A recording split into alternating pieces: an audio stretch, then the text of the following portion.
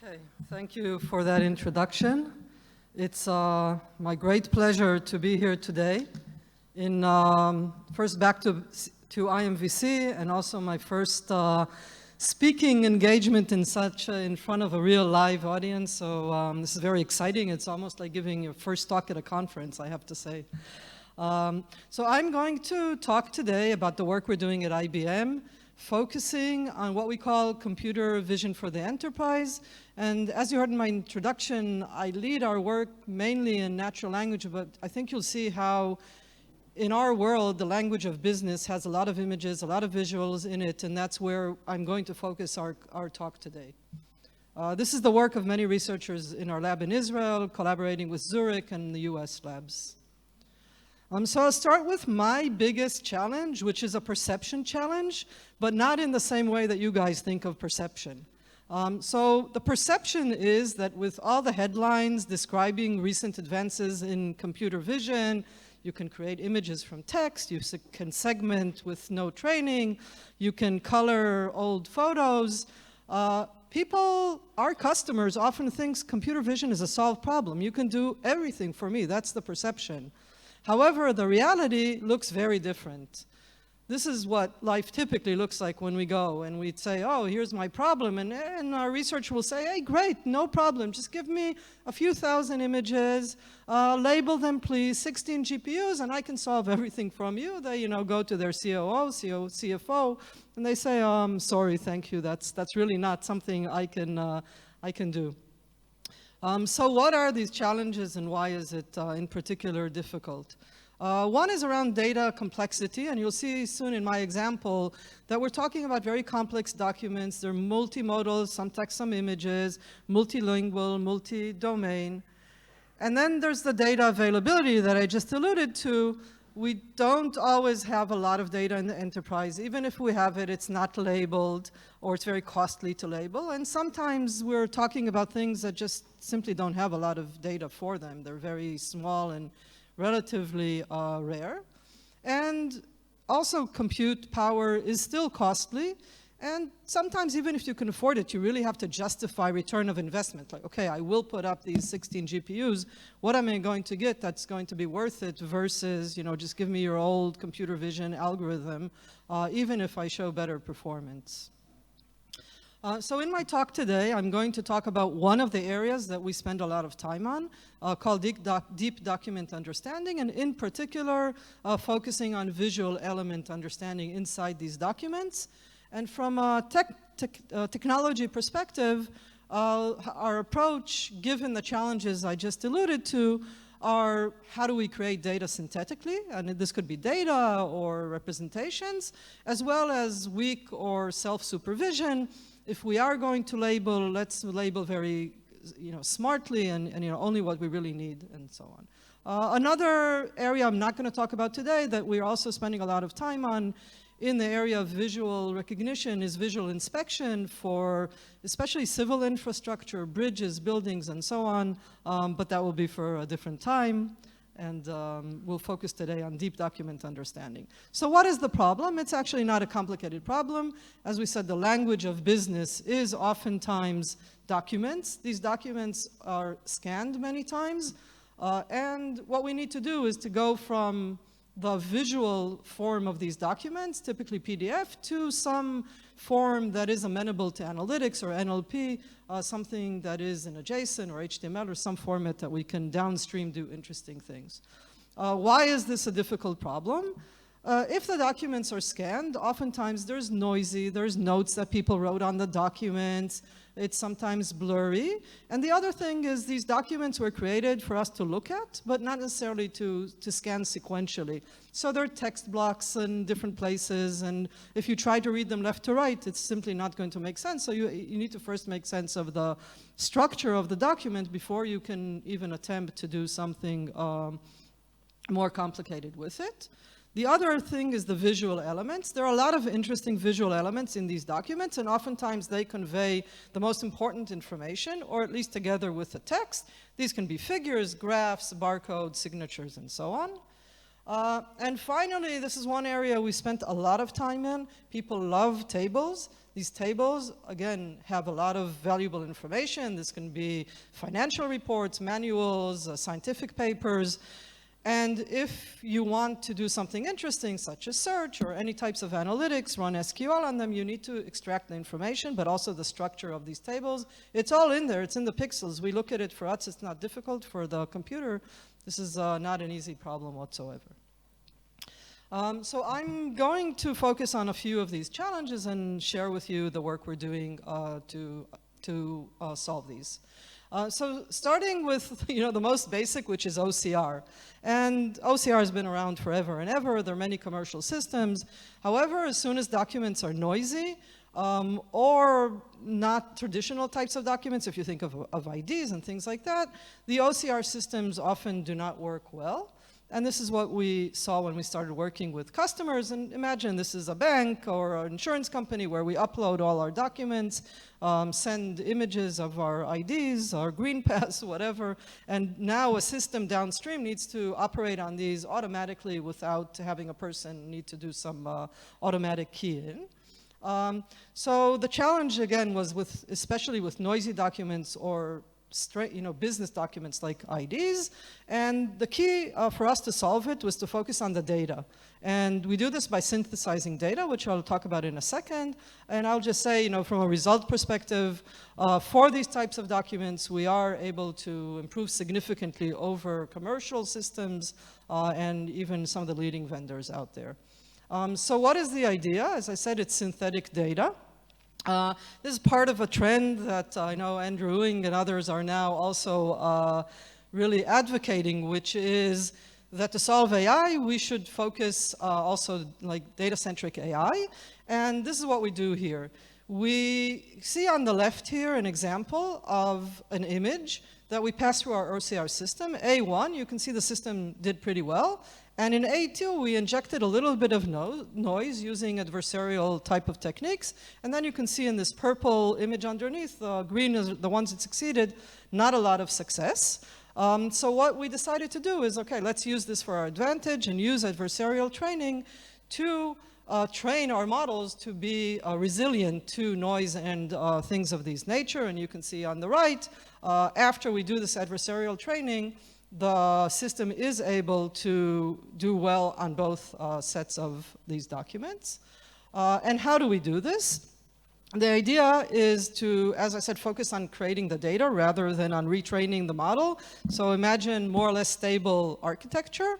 And we start with some synthetic data and train, validate, and instead of trying to fix our model, which we now synthesize more data that's going to improve our model, and do all this similar techniques such as neural architecture search to create more and more data that will indeed result in a model that will be resilient to the types of noises and other issues that we face, or fonts that we've not seen enough of, and so on, to get also a good distribution of the documents that we're going to train on. This was published in a KDD paper. In the deck, which I assume somehow will be available, we have links to all these papers. So next problem is table extraction. In this case, as we see here in this example, tables can have multi-rows, they have information in the captions, they have information in the titles, and so on. And we want to extract all of this and put it into an HTML or some tabular form. In this case, our approach here is combining some novel deep learning to create some out-of-the-box models that work pretty well. However, realizing that at the end of the day, customer to customer, it's going to be a little different. We also have a human-in-the-loop techniques to do supervised learning, but with active learning and in a way that we really ask our SMEs to label as little as possible to improve the system. And here we are also able to improve the state of the art on some benchmarks in a pretty significant way. The other thing that we've done is in order to encourage more research work in this area, we have released 2 data sets and benchmarks, one specifically for financial information, and the other one that just has a lot of documents from different domains and focuses on extracting the layout of these documents. Next element that's interesting in these documents is charts. In a lot of these documents, you know, we have pie charts, we have histograms, we have all kinds of graphs. Again, the challenge, how do we extract that information and use it downstream? In this case, we also went for a hybrid between some deep learning techniques that translate this graphical representation into something that is then more amenable to using traditional computer vision to extract the actual lines and some of the labels and so on. This too is described in a recent paper that you can go and read more about. And just to see a use case of, okay, once we do that, how does that help us? So here's a question answering system on a financial report. We're asking something about the income per common share for AIG. The answer, as you can see, is in one of the graphs in the financial report. So the system will first even just find the relevant graph, which is also not often trivial. Sometimes that's in the title, sometimes it's actually in the graph, and then extract the information into a table where we use our question answering systems on table to be able to return the result. So now I'm going to focus on visual search in complex documents, where in this case we want to blend the real world and the data in our documents. So imagine our query is a photo of a part in some engine, and we want to find where in a 100-page manual do we find the description, or maybe it's how to troubleshoot this particular element in these documents. So the first challenge is, given this photo, how do we even find the parts in this image where we don't have photos? We'll typically have illustrations of the same item. So this is like just finding the right pages. Once we find them, we also want to help and find this particular part in the engine. We call that localization. You can see these green rectangles here. And finally, we want to connect it to the relevant text in order to eventually be able to search by the text, search by the image, find the relevant text, and connect all these elements together.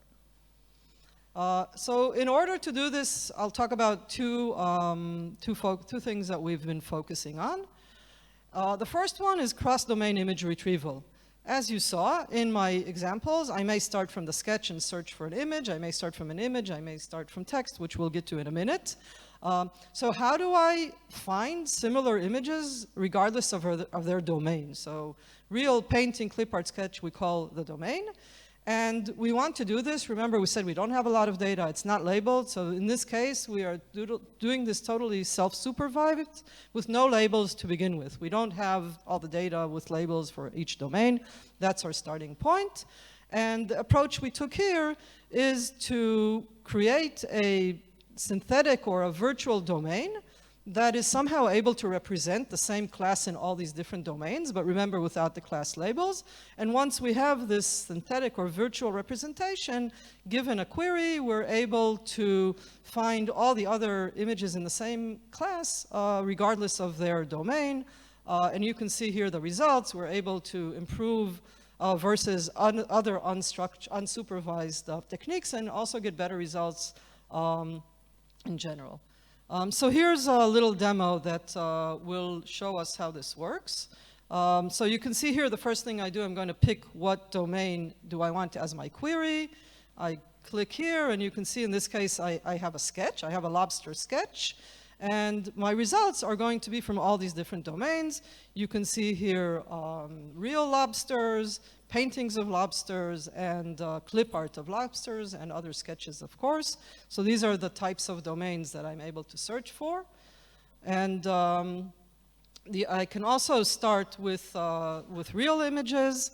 So in this case, we'll see in a minute, we're going to search again for helmets in this case. And similarly, you can see first I find the real, then I find paintings and clip art and sketches. And again, just to highlight, this is, we have a slider here that just randomly almost picks an image. And here's another example of a real image. It's a candle in this case. And you can see here again, pretty nice results, pretty successful results We don't always succeed, but in this demo, by the way, when we don't succeed, we do have the labels for the validation in the demo, and you can see where we don't. And we do reach pretty high numbers, around 90% accuracy and recall in top 10, which is, pretty impressive overall. So the other task, if you remember my first example, I wanted to combine between the text and the images. And not only that, I want to be able to ground, inside the image, what is the relevant piece of information that I'm looking for. So here, I will, what we're trying to do is take an image and a long piece of text and find within this image where are the specific components in my sentence here. So in this example, think of this original image on the left, and my sentence is a black and brown dog runs through the snow next to some trees, and my goal is to highlight within this image where is the black and brown dog, where's the snow, and where are some trees. And you can see here that we highlight this from a visual perspective here as a heat map, and it will highlight where in these images are those specific components. How do we do this?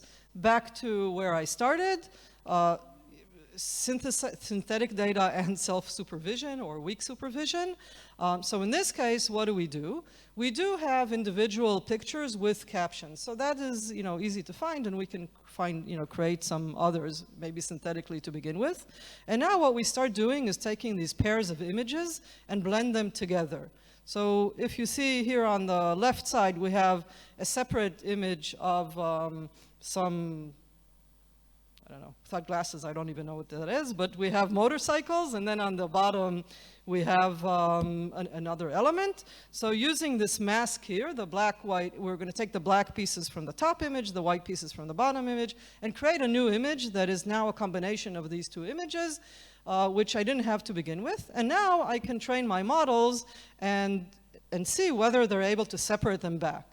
So by doing this, I'm able to iteratively create, at the end of the day, a network that will be able to separate the images into their separate components by training them on these pairs of blended images and training my system to do this task.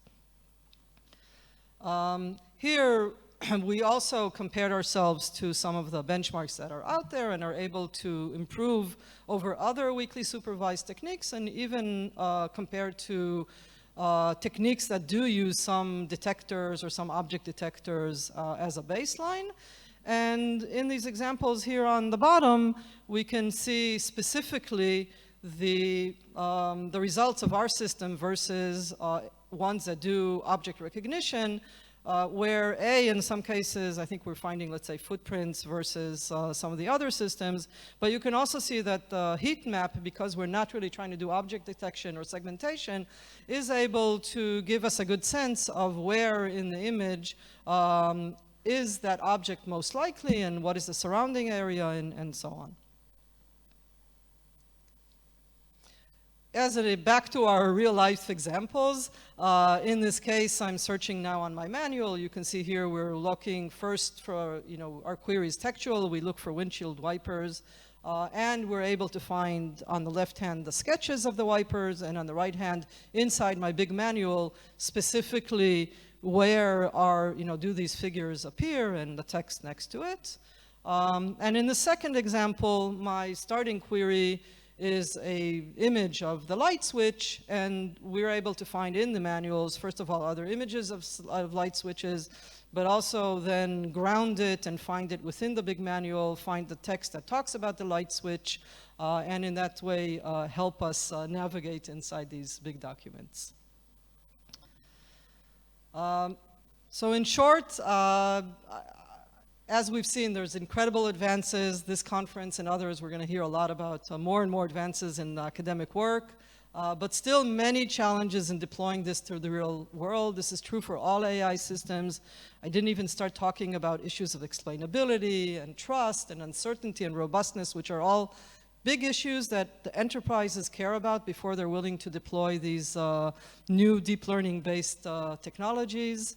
And we do believe that with data synthesis, with self-supervision, and other techniques focusing on how we generate the data, how we validate, and taking into account the multi-domain, multimodality, we are able to solve some pretty interesting problems and bring value to our customers. There is one more talk today, by the way, by Leonid Karlinsky, who's going to talk more details about the work that I alluded to at the end on text grounding and images and some other interesting work that we're doing in the group in Haifa. Okay, so thank you.